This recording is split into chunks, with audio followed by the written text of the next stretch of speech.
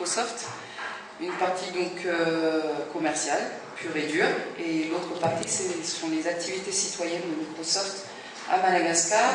Et il faut savoir que Microsoft est un des partenaires de la fondation Telma sur les IPT, Informatique pour tous. Et il faut savoir également que Microsoft œuvre dans l'éducation. Alors, j'aurais une question pour l'équipe de l'ONG ETC, donc Madame Boulan et Monsieur Frédéric. Quel est le nombre d'enseignants et d'étudiants qui ont été touchés par ce programme, d'une part.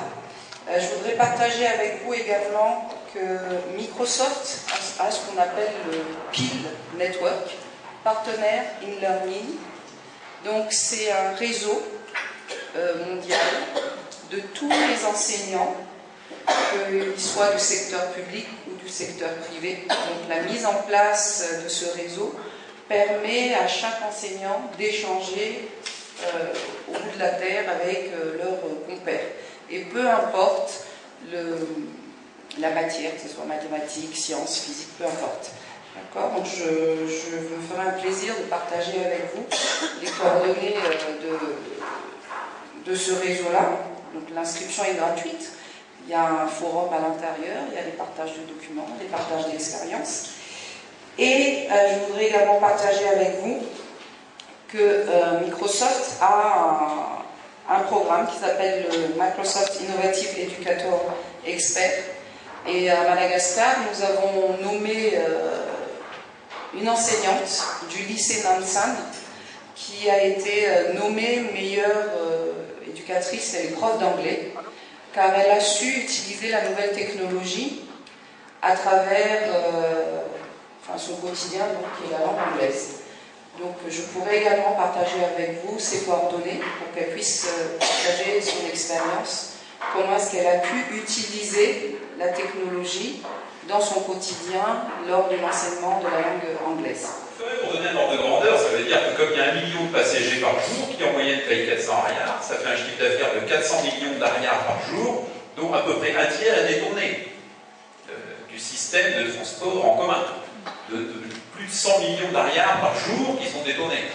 L'autre exemple, c'est celui du marché de Majinga, où on a vu que, d'ailleurs dans la presse également, que les agents de la commune qui détournaient une bonne partie de ces recettes qui devraient aller au trésor public s'opposaient évidemment à dresser les marchands contre le système de dématérialisation du paiement.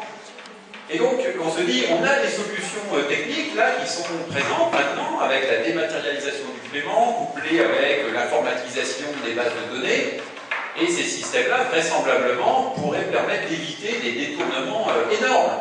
Et les plus gros détournements qu'il y a aujourd'hui dans ce pays, c'est certainement ce qui concerne l'impôt foncier, dont on n'a pas tellement encore parlé, mais ça sera certainement un des sujets à venir. Alors, la question qu'il faut poser à tout le monde, c'est puisqu'on a les solutions techniques, pourquoi on ne les applique pas ? Et moi, mon hypothèse, c'est qu'il n'y a peut-être pas suffisamment de volonté politique, parce que les sommes en jeu sont tellement énormes, et comme en réalité c'est une élite, que ce soit de très haut niveau, mais une élite administrative, une élite qui détient les postes qui permettent de capter cet argent-là, qui ne souhaite surtout pas que ce système change. Donc est-ce qu'on arrivera vraiment à utiliser ces nouvelles technologies si il n'y a pas la volonté politique suffisamment forte pour aller jusqu'au bout des démarches à chaque fois? Et donc c'est intéressant d'avoir un peu l'opinion de chacun dans la salle là-dessus. Régional d'éducation nationale, peut-être selon sur le bout des doigts, le nombre d'enseignants, Madame Géraud, c'était 24. pour toute la analyse confond. 24 formés pour chaque matière. Pardon? Pour chaque matière, il y a 24. Donc en totalité, ça fait 6 fois 24. 6 fois 24. 6 fois 24, c'est près de 150 environ. Dans 150 enseignants. La formation était basée sur le volontariat. Le projet s'était placé en 2 phases. Une première phase pilote où on avait équipé 4 lycées, chacun d'un tableau interactif numérique. Et vu le succès de l'opération, on avait pris la phase 2 du projet. Donc en partenariat avec le ministère des Affaires étrangères, l'ambassade de France, qui nous avait doté de 40 tableaux. Et le la formation basée sur le volontariat. En fait, les 3% qui n'ont pas été formés, c'était les professeurs au départ à la retraite, qui n'étaient pas intéressés. Pour ce qui concerne votre proposition, enfin, je suis totalement, je précisais simplement que ce tableau que j'ai installé, c'était du Linux et de l'open source, mais que bien évidemment, il ne s'agit pas d'un blocage vis-à-vis d'autres systèmes. Le projet Sankoré est rattaché à un projet plus global qui avait été initié par la TIENA, délégation interministérielle pour l'éducation numérique en Afrique. Je dirais la TIENA est un moyen, l'UNIX est un moyen, mais on est tout à fait ouvert, bien évidemment, à poursuivre avec d'autres partenaires le projet. On va confondre les moyens et l'objectif. L'objectif, c'est bien d'ouvrir à l'éducation numérique là, nous, c'est les lycées, mais pour ce qui concerne l'ensemble du projet Sankoré, ça concerne aussi les collèges, ça concerne aussi les primaires, l'éducation informelle, les programmes de préscolarisation, programmes d'alphabétisation. Et je crois même de voir que même l'école de gendarmerie d'Ancy-Randeux qui fait là a été équipée d'un tableau. Ça concerne, je dirais, la totalité des niveaux de l'éducation dans la rue, de l'éducation informelle, à l'université. Et donc, on est ouvert aussi à, disons, d'autres types de projets de ce type, et avec, bien évidemment, avec vous. Est-ce que je réponds globalement à la question? Il y a une partie qui n'a pas été. Oui, on va les grandes lignes, bien évidemment. Les professeurs, c'est autour de 250 environ. Les étudiants, il n'y en a pas, c'était des lycées, des lycéens. Et donc, ils sont environ à 1 millier dans les enseignements publics, on a la GIMOF. Sachant aussi que pour notre observation des choses, les lycées privés, en fait, bénéficient des enseignements publics. C'est-à-dire qu'ils travaillent dans le public et ils sont aussi recrutés dans le privé. Donc, quelque part, le rayonnement est supérieur. Par contre, en ce qui concerne le suivi de la formation, on s'est rendu compte qu'il est nécessaire d'avoir une formation continue, un suivi continu, qui va un peu au-delà des projets de coopération décentralisée.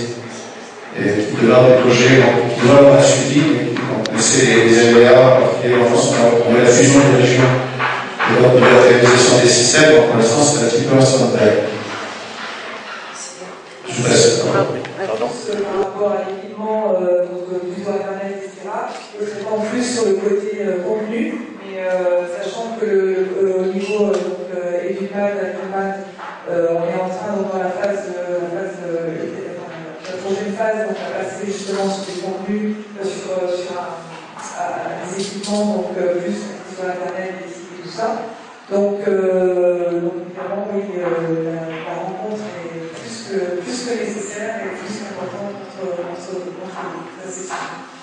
Je ne sais pas si on peut juste peut-être répondre à la question de celui-là.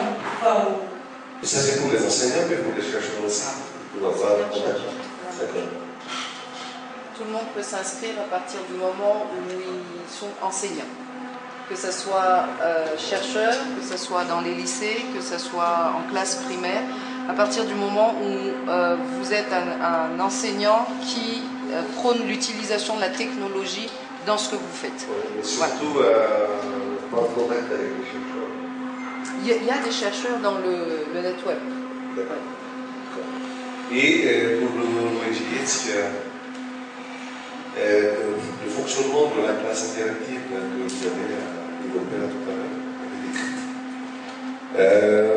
Est-ce que c'est un cours dans le guide ou bien ça se fait en visioconférence ou bien il y a un téléchargement du cours et ça se fait sur un PowerPoint par l'enseignant? Et quels sont les modules qui ont été là où les enseignants ont été formés concernant la matière numérique? Voilà, c'est ça. Et pour les deux associations, quels sont les critères d'éligibilité des sites d'intervention de l'association et surtout aussi Telma? Parce que je pense par exemple à Paris, pour la Fondation Telma, qui est intervenue avec un DSF, et pourquoi ça ne pourrait pas se faire dans cette ville où il y a déjà une intervention de la Fondation. juste de voir l'apport des TIC, des technologies de l'information et de la communication, dans tout ce qui est développement local, avec différents points de vue et différentes applications. Donc on a vu des applications dans le secteur de l'éducation avec le projet qu'on a eu avec l'association ETSIC, donc en coopération avec la coopération décentralisée régionale Pas-de-Calais et régionale Andirouf, constituée à désenclaver donc la régionale Andirouf et permettre aux lycéens de la régionale Andirouf d'avoir accès à l'informatique et à l'internet, et en équipant les lycées et en équipant des cyber. Et puis un autre aspect qui était plus donc, sur la partie urbaine, donc avec l'intervention de M. Haz de l'Institut des métiers de la ville sur l'utilisation des TIC, l'intérêt de l'utilisation des TIC pour notamment modéliser les flux donc de passagers, de transport, qui utilisent quoi, quels sont les axes les plus utilisés, etc., pour essayer de trouver des solutions pour que les transports soient plus fluides. Après, on a eu donc une intervention par rapport à l'importance du mobile money, donc, qui est un outil, un service qui permet des transferts sécurisés avec une traçabilité immédiate d'argent et qui permet également, donc le côté un peu à côté mais qui est important également, qui est de rendre formel un circuit informel, et donc c'est ce qui déclenche un petit peu les ires des personnes, c'est qu'effectivement tout ce qui était un peu du passage d'argent comme ça, on rentre dans un circuit plus formel, et c'est un intérêt évident pour l'État, un intérêt évident pour toutes les administrations.